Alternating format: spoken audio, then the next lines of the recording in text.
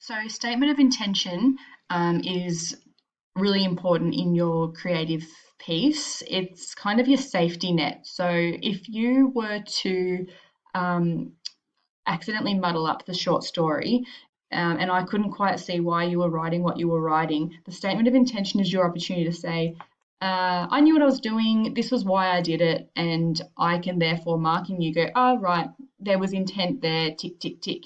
So really treat this as your fail safe at the end of your piece. This is what I did, this is why I did it, this is why you should give me the marks.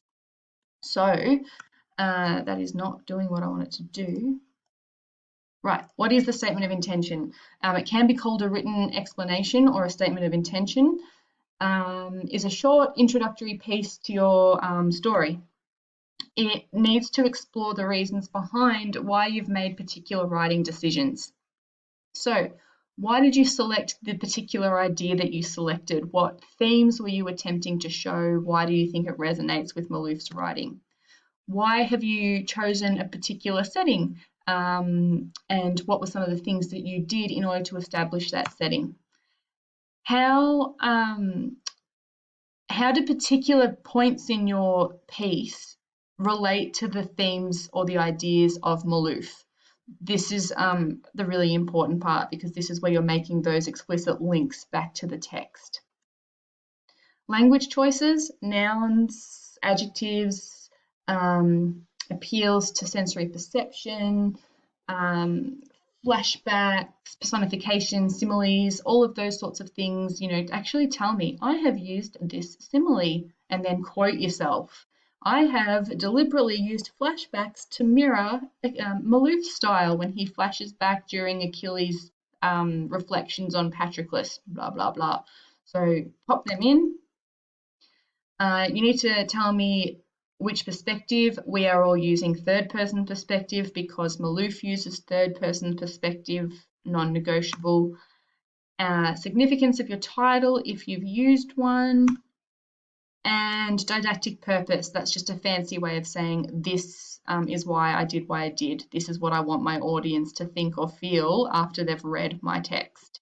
So you can see here you've given 100 words, 100, 240-ish. All right, so you're looking at around about 400 to 500 words for your what do you call it? Statement of intention.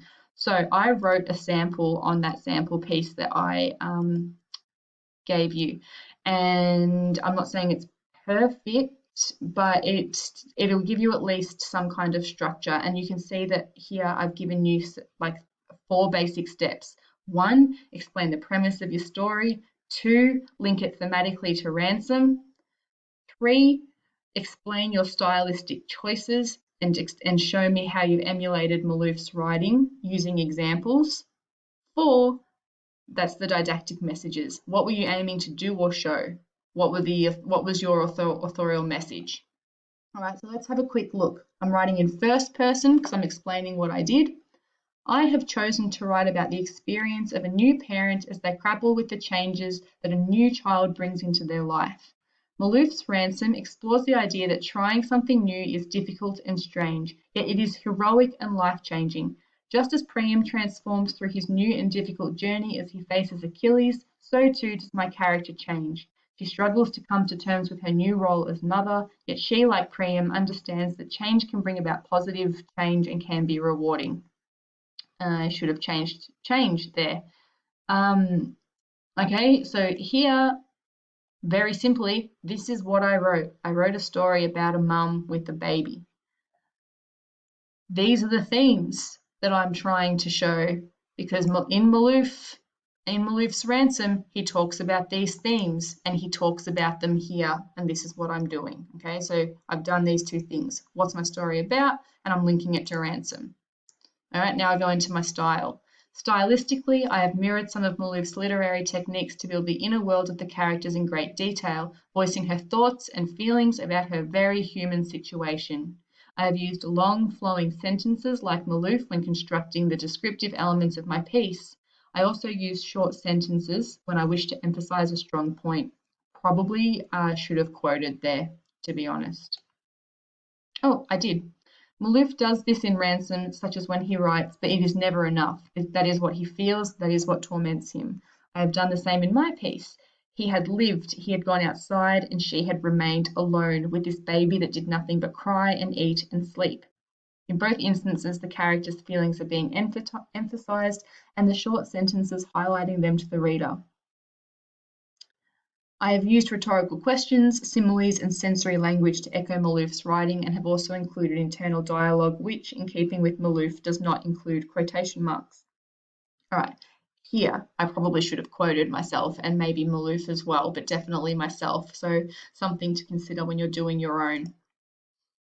The story included flashbacks, as does Ransom, in order to give context to the events and to build tension.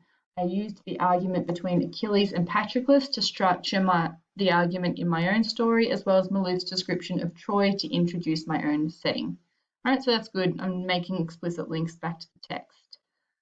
By writing this story, my aim is to demonstrate the key ideas of change and identity. My protagonist feels lost in her role, just like Priam and Achilles. She struggles to maintain her identity as a woman when she is now consumed by being a mother. Yet she eventually finds her way through, reconnecting to her humanity through her relationship, just as Achilles and Priam do. Through hardship and change, she is able to transform, which I hope to highlight here.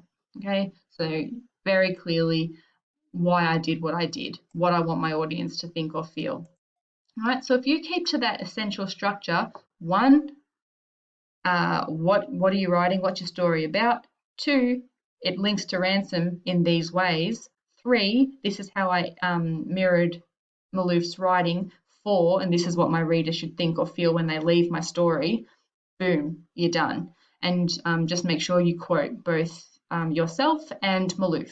So this, actually, let's have a look at my word count when I go through that, just to get a 384 words.